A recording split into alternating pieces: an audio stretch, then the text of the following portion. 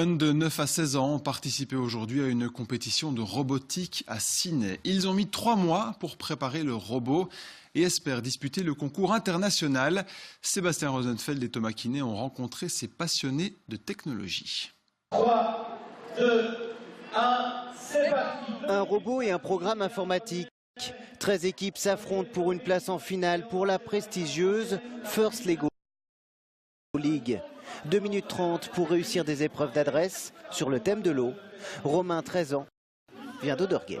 Vu que c'était la première année où on participait, on a appris en le faisant.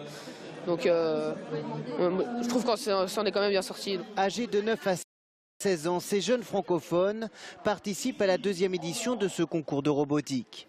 Hervé, le directeur du centre de compétences Technobel, compte les points, tablette en main.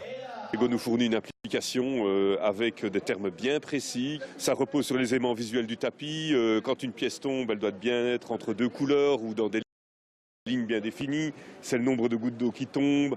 Ces enfants et adolescents connaissent parfaitement l'univers de la marque de jouets et se passionnent pour la mécanique et la programmation. Le fait de programmer son robot sur des étapes, tout ça, chez moi je ne pouvais pas faire ça. Il n'y avait pas d'épreuves et ici franchement les épreuves c'est vraiment bien. Tu penses que tu vas gagner?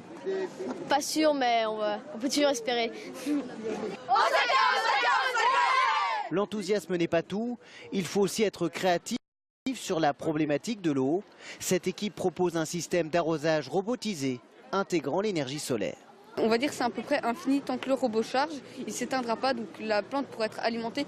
Donc si vous partez en vacances 2 semaines, il sera alimenté 2 semaines sans mourir.